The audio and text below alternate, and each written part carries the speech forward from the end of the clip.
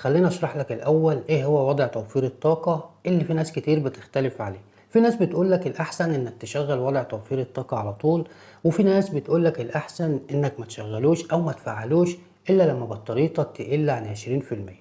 انا هقول لك ايه هو وضع توفير الطاقة بالظبط، هشرح لك مميزاته وعيوبه، وانت اللي عليك تقرر بقى تشغله على طول او تشغله لما بطاريتك تقل على حسب استخدامك انت.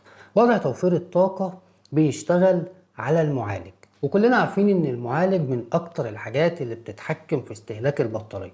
يعني المعالج هو اللي بيتحكم في ان البطارية تستهلك بسرعة او يوفر شوية في البطارية على حسب نوع المعالج زي ما ناس كتير عارفة.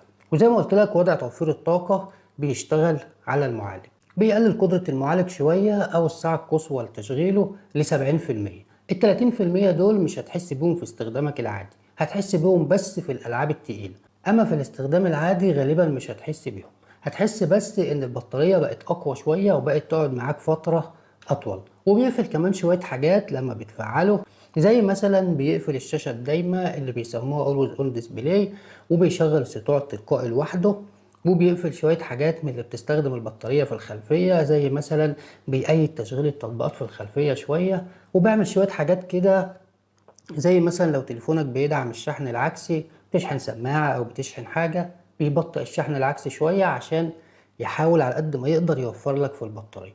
وكمان بيقلل أو بيتحكم في سطوع الشاشة، هو بيشغله أو بيفصله على حسب الإضاءة. وكمان لو انت محدد الوقت اللي الشاشة بتطفي فيه لما تسيب الموبايل من ايدك على اكتر من 10 ثواني، هتلاقيه لوحده قللها ل10 ثواني تاني، ومش هتعرف تعدلها الا لما تقفل وضع توفير الطاقة. من الاخر وضع توفير الطاقة بيجبرك على حاجات تستخدمها غصب عنك، لكن بتوفر لك في البطارية. يعني بيعمل اعدادات لوحده توفر البطارية، وفي حاجات انت ما تعرفش تعدلها، لو جيت تعدلها لازم تقفله.